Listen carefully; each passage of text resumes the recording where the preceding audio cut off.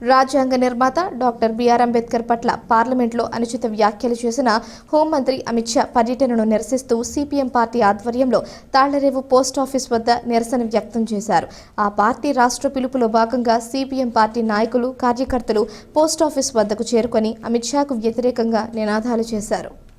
కాకినాడ జిల్లా ముమ్మిడివరం నియోజకవర్గం తాళ్లరేవు మండలం తాళ్లరేవు తపాలా కేంద్రం వద్ద పార్టీ జిల్లా నాయకులు మార్త రాజశేఖర్ మాట్లాడుతూ ఒక పథకం ప్రకారమే అమిత్ షా అంబేద్కర్ని అవమానించారని అన్నారు. దేశాన్ని హిందూ దేశంగా మార్చాలనే కుట్రలో భాగంగానే ఇది జరిగిందన్నారు. రాష్ట్రానికి ఎటువంటి ప్రయోజనం చేయకుండా పర్యటన చేయడం సిగ్గుచేటన్నారు. ఈ కార్యక్రమంలో సిపిఎం పార్టీ జిల్లా కమిటీ సభ్యులు K S Srinivas, T Eswararao, CH రమణి, నాయకులు వల్లు రాజబాబు, ప్రజా సంఘాల నాయకులు సింహాచలం, విప్పర్తి శ్రీనివాస్, మాజీ సర్పంచ్ రెడ్డి బాబు, చల్లా సంతోష్, కె వెంకటరమణ, పి గోపాలకృష్ణ, గోడి భాస్కర్రావు, ఏ నాగేశ్వరరావు, నల్లి ఈశ్వరరావు, వెంకటలక్ష్మి, టి రాంబాబు పాల్గొన్నారు.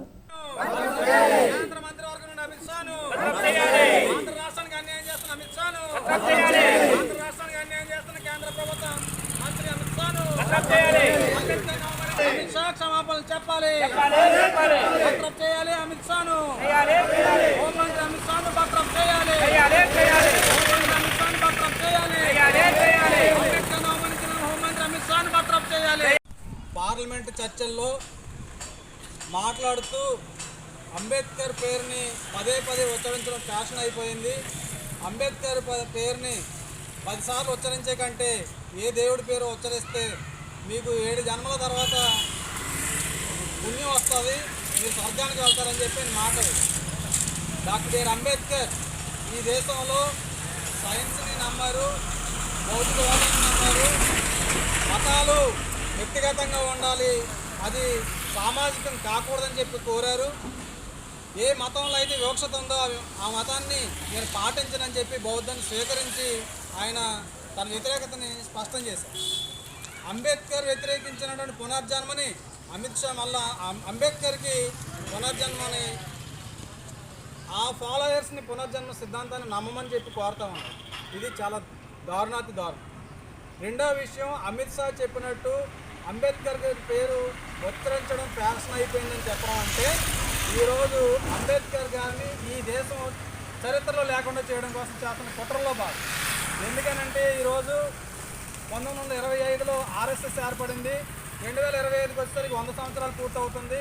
ఈ 100 సంవత్సరాల కాలంలో ఈ భారత దేశాన్ని ఏదైతే తమ కళ్ళకన్నటువంటి హిందూ రాజ్యంగా మార్చాలని చెప్పి బీజేపీ ఆర్ఎస్ఎస్ కళ్ళకన్నదో దానికి అడ్డంకం ఈరోజు ప్రధానంగా భారత రాజ్యాంగం.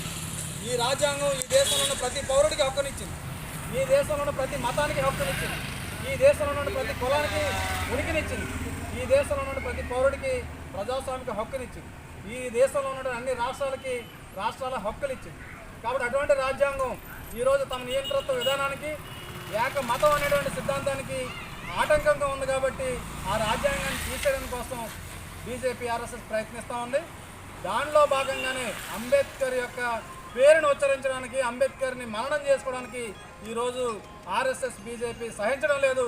దానిలో భాగంగానే అంబేద్కర్ పేరును ఉచ్చరించొద్దని చెప్పి బాహాటంగా మాట్లాడుతున్నారు. అందుకని ఈరోజు సిపిఎం పార్టీ కానీ, వామపక్షాలు కానీ, ఈరోజు భారతదేశంలోని ప్రజాస్వామికవాదులు కానీ అమిత్ షా యొక్క వ్యాఖ్యల్ని నిరసించారు.